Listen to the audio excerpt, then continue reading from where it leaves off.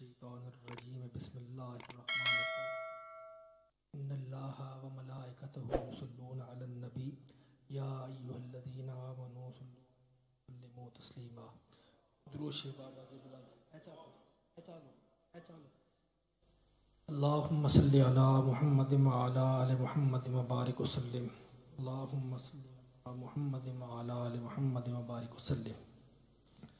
آج کی یہ انتہائی خوبصورت محفل حضور سیدنا امیر حمزہ رضی اللہ تعالیٰ عنہ آپ کی شان کے اظہار کے لیے، آپ کی شان میں بیانات کے لیے مختص کی گئی۔ اللہ تبارک و تعالیٰ اس میں میری اور آپ کی حاضری قبول و منظور فرمائے۔ مجھ سے پہلے علامہ برکات احمد چشتی صاحب، حافظ فاروق صاحب، قاری واجد صاحب انتہائی خوبصورت انداز میں ہمارے ممدوح، میرے اور آپ کے ممدوح کی خدمت میں خراج عقیدت پیش کر رہے تھے۔ آج مجھے بڑی خوشی ہوئی کہ میں ایک تو حسینی سادات کا مہمان ہوں، اور اس سے بڑھ کر ایک اور جہت سے بھی انتہائی مسرت ہو رہی ہے کہ الحمدللہ میں حسینی سنیوں میں بیٹھا ہوا ہوں، حسینی سنیوں میں۔ میرے والد گرامی نے 1990 میں اس بات کی نشاندہی فرمائی تھی۔ ہمیں اس وقت اس چیز کا اندازہ نہیں تھا کہ یہ حسینی سنی کیا ہوتی ہے۔ اس وقت صرف سنی ہی نظر آتے تھے، اس وقت صرف سنی ہی نظر آتے تھے پاکستان میں۔ تو اس وقت یہ حسینی سنی یہ ایک اصطلاح ایسی تھی جس سے ہم متعارف نہیں تھے۔ یہ اصطلاح اس وقت میرے والد گرامی نے استعمال فرمائی، لیکن آج حقیقتاً ہمیں حسینی سنی ہونے پر ناز ہے۔ صرف سنی ہونا اس دور میں اب کافی نہیں رہا۔ اس دور میں اب حسینی سنی ہی در حقیقت سنیت ہے۔ حافظ صاحب نے ماشاءاللہ انتہائی جامع گفتگو میں جس سنیت کو آپ کے سامنے پیش کیا، یہ ہمارے اسلاف کی سنیت ہے۔ میرے اور آپ کے اسلاف اس وقت صرف سنی تھے، لیکن الحمدللہ جو سنیت سینہ بسینہ ہم تک پہنچی ہے، اسی سنیت کو آج ہم حسینی سنیت سے تعبیر کر رہے ہیں۔ علماء حق ہر دور میں حسینی سنیت کے طرفدار رہے، اور حسینی سنیت ہی حقیقت میں سنیت ہے۔ آج پاکستان میں جس یزیدی سنیت سے ہمیں پالا پڑا ہے، جس یزیدی سنیت سے ہمیں پالا پڑا ہے، اسی یزیدی سنیت کے پرچاری آج ہمارے مخاطب ہیں۔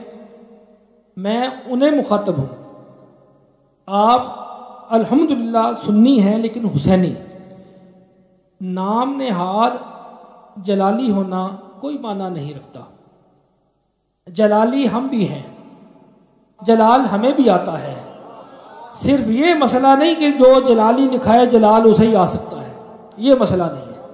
جلالی ہم بھی ہیں، لیکن الحمدللہ ہمیں مالکوں پر جلال نہیں آتا۔ ہم جلالی ضرور ہیں، لیکن ہمیں مالکوں پر جلال نہیں آتا۔ مالکوں پر جلال، اور جسے مالکوں پر جلال آ جائے وہ شاید جلالی تو ہو لیکن حلالی نہیں ہو سکتا۔ جلالی تو شاید رہ جائے لیکن حلالی نہیں ہو سکتا۔ یہ گل بڑی پکی پنڈی ہے، بڑی پکی پنڈی ہے۔ مخاطبین وہ ہیں، آپ نہیں ہیں۔ اب آپ نے یہ تو سمجھ لیا نا کہ جلال جو ہے وہ آتا ہے، اور ہر غیور کو آتا ہے، اور آنا بھی چاہیے، لیکن جسے مالکوں پر جلال آ جائے۔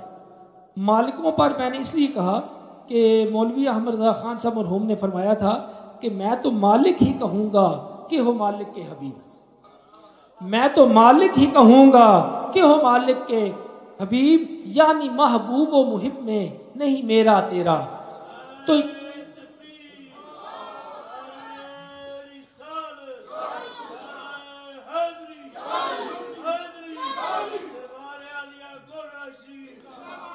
تو یہ جس مالک کا ذکر فاضل بریلوی نے فرمایا، یہ اسی مالک کی بیٹی کا ذکر ہے۔ اپنے مالک کی بیٹی وہ بھی مالکہ ہے۔ اگر تمہیں ان پر جلال آ گیا تو یہ سوچنے کا مقام ہے کہ تیرے مالک کو اگر تجھ پر جلال آیا تو تیرے جلال کی کوئی حیثیت نہیں رہے گی۔ اصل اس جلال سے بچ، اور تمہیں تو شرم ویسے بھی آنی چاہیے کہ تمہارے پیر و مرشد کا نام بھی جلال الدین ہے۔ اپنے پیر کے خانوادے سے تمہارا رویہ، ان کے خاندان سے تمہارا رویہ، تمہارے لیے تو تمہارے پیر کا جلال ہی کافی ہے، تیرے جلال کی تو کوئی حیثیت نہیں۔ ہمارے ہاں ان نسبتوں کا بڑا احترام کیا جاتا ہے۔ ہم الحمدللہ سنی بھی ہیں اور سید بھی ہیں، لیکن میرے آبا و اجداد، ان کی بیعت حضرت پیر میر شاہ صاحب کی بیعت سیال شریف تھی۔ ہمارے ہاں سیال شریف کے صاحب سجادہ تو خیر صاحب سجادہ ہیں، لیکن حضرت اعلیٰ سیالوی کی اولاد میں سے کوئی بھی آ جائے ہم ان کے سامنے دست بستہ ہوتے ہیں۔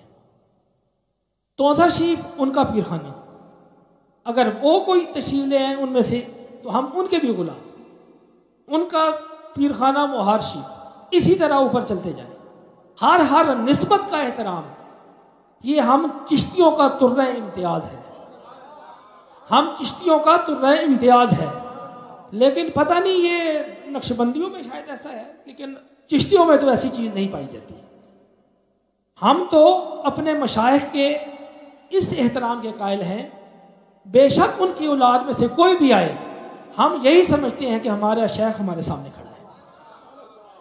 اور میرے والد گرامی کو، میرے جد اعلیٰ کو جنہوں نے بھی دیکھا سیال شریف حاضری کے وقت، وہ عینی شاہد ہیں۔ لیکن ایسی علمیت پر تف، ایسی نسبت پر تف کہ جس کا کوئی لحاظ تمہیں نہیں رہا۔ آج الحمدللہ جس مرکز میں، جس جگہ میں بیٹھا ہوں، یہ حسینی سادات کا بھی مرکز ہے اور حسینی سنیوں کا بھی مرکز ہے، اور اس مرکز میں آ کے مجھے بہت خوشی ہوئی کہ الحمدللہ اس دور میں بھی ایسے سنی پائے جاتے ہیں۔ اللہ تبارک و تعالیٰ ان کے علم میں، ان کے عمل میں، ان کی عمر میں برکت عطا فرمائے۔ اور جہاں تک سنیت کا تعلق ہے، جو اپنے آپ کو بریلوی کہتے ہیں، مولانا احمد رضا خان صاحب بھی، وہ بھی سنی تھے، وہ بریلوی تو نہیں تھے، یا بریلوی تھے؟ بریلی کے رہنے والے تھے، لیکن بریلوی اس معنی میں نہیں تھے، وہ سنی حنفی تھے اور مشرباً قادری تھے۔ جو ان کی سنیت تھی، میری اور آپ کی بھی سنیت وہی ہے، میری اور آپ کی سنیت بھی وہی ہے، ہمارے آباء و اجداد کی بھی سنیت وہی ہے۔ کوئی وہ علیحدہ قسم کی سنیت ان کی نہیں تھی، وہ اہل بیت اطہار کے غلام تھے، صحابہ کے غلام تھے۔ یہ تفریقیں صحابہ اور اہل بیت میں اس قسم کی تفریقیں نہ انہوں نے کی، نہ ان سے پہلے کسی نے کی، نہ آج کوئی اہل علم ایسا کرتا ہے۔